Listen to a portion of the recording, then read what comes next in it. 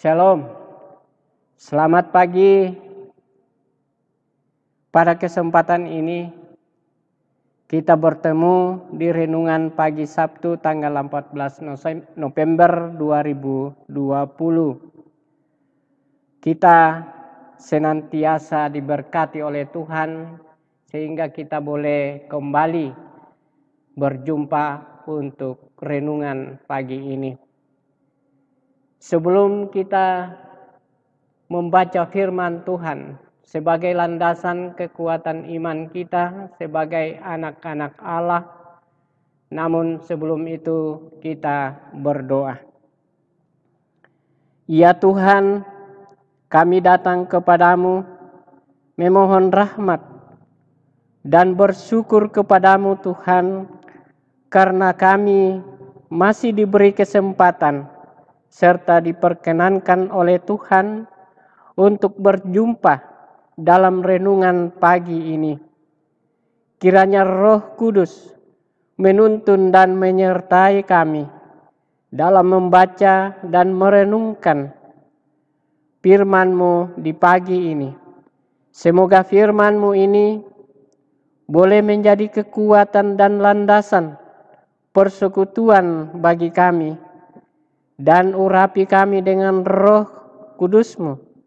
Tuhan, kami siap membaca dan mendengarkan renungan pagi ini. Di dalam nama Tuhan kami, Yesus Kristus. Amin. Jemaat yang kekasih dalam Tuhan, pemirsa yang ada di rumah, sebagai landasan persekutuan iman kita di dalam perenungan pagi ini, kita akan didasari oleh bacaan kita dari Matius 12 ayat 43 sampai 45. Firman Tuhan berbunyi, "Kembalinya roh jahat. Apakah roh jahat keluar dari manusia?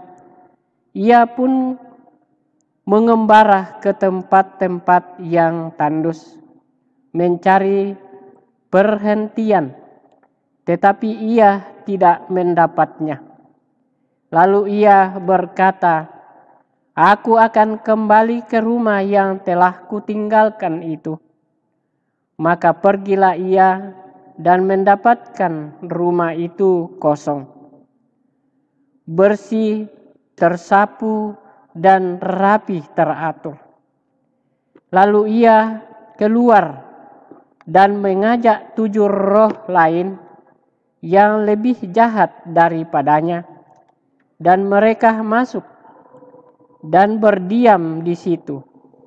Maka akhirnya keadaan orang itu lebih buruk daripada keadaannya semula. Demikian juga akan berlaku atas angkatan yang jahat ini." Demikianlah jemaat kekasih Tuhan, landasan firman Tuhan sebagai persekutuan kita di dalam renungan pagi ini, yang menjadi topik bagi kita di dalam perenungan pagi ini adalah kembalinya roh jahat. Roh jahat selalu menggunakan kesempatan bagi setiap umat di bumi ini. Jemaat yang kekasih dalam Tuhan, sering kita mendengar cerita tentang suatu rumah yang kosong, baik yang di kota maupun di kampung-kampung. Rumah yang tidak dihuni, diceritakan orang bahwa rumah itu ada penghuninya. Menunggu yang dimaksud adalah setan, yang sering disebut di dalam bahasa Toraja Bombo.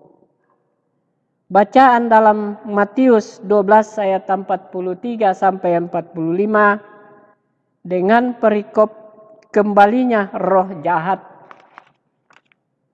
Ini adalah perkataan Yesus dalam bentuk perumpamaan. Tuhan Yesus bermaksud memperingatkan orang Farisi dan ahli Taurat dan bangsa-bangsa Yahudi.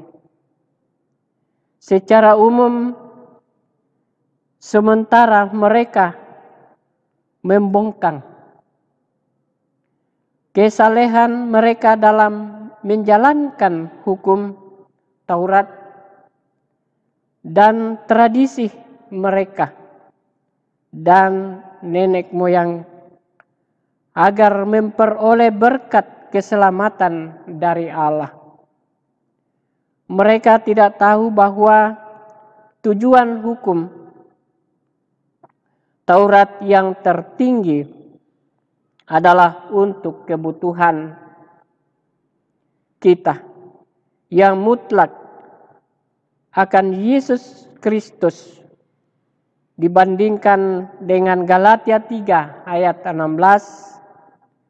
Apabila ada roh jahat kembali dan memiliki, ternyata hati orang tersebut benar-benar kosong, tak berpenghuni.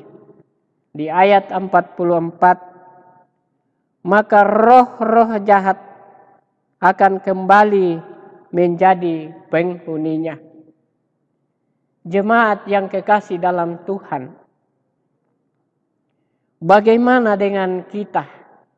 Kondisi di dalam menjalani hidup ini sebagai anak-anak Tuhan. Hanya roh Allah yang dapat membentengi diri kita. Jika hidup kita tetap senantiasa dilindungi dan diberkati oleh Allah. Diri seseorang dari serangan roh jahat, kehadiran roh Allah melenyapkan kekuatan si jahat. Walaupun roh jahat dapat menyerang siapapun, Allah tidak dapat dikuasainya. Marilah kita, jemaat Tuhan, menjadikan hati dan pikiran kita di dalam menjalani kehidupan kita untuk dikuasai oleh roh Allah. Dan fokus hidup kita hanya menjadi anggota keluarga Allah. Janganlah memberi kesempatan kepada hati dan kehidupan kita untuk dikuasai oleh roh jahat. Karena hanya akan merusak hidup kita. Tetapi bentuklah hidup kita dengan kuasanya. Ini terarah kepada Tuhan agar kuasa Roh Kudus menguasai perjalanan kehidupan kita, agar kita tetap senantiasa diberkati di dalam menjalani hidup kita sebagai anak-anak Allah dan sebagai ciptaan dan tebusan oleh Yesus Kristus Tuhan kita. Oleh karena itu, roh jahat jauh dari kehidupan kita bila kita tetap senantiasa menyerahkan hidup ini dengan penuh sukacita, damai sejahtera. Amin.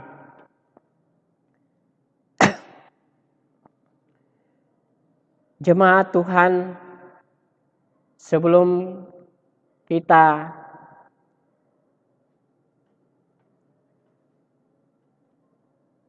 meninggalkan perjumpaan kita di dalam perenungan pagi ini, kita akan berdoa. Ya Tuhan, kami bersyukur firman-Mu kami baca dan renungkan pagi ini. Semoga kami jemaat Tuhan yang membaca dan mendengarkan renungan pagi ini boleh diberi kekuatan bagi kami yang mendengarkan, dan dapat kami dipelihara dan diberkati di dalam menjalani hidup yang Tuhan anugerahkan kepada kami. Sebagai Bapa, Ibu jemaat Tuhan, Tuhan tolong kami, lindungi kami, sempurnakan hidup kami, karena kami adalah manusia yang lapuk di hadapan-Mu dengan penuh dosa dan kelemahan. Ya Tuhan, kiranya ampuni kami, baharuilah hidup kami, dan layakkan kami datang memohon ampun ya Bapa surgawi dalam Tuhan kami Yesus Kristus. Amin. Jemaat yang kekasih dalam Tuhan, demikianlah renungan kita pada pagi hari ini. Semoga Bapak Ibu jemaat Tuhan yang mendengarkan renungan pagi ini boleh menjadi kekuatan dalam menjalani hidup untuk tetap senantiasa dikuasai oleh Roh Allah dan tidak memberikan roh jahat dalam kehidupan kita. Selamat pagi, Tuhan memberkati. Amin.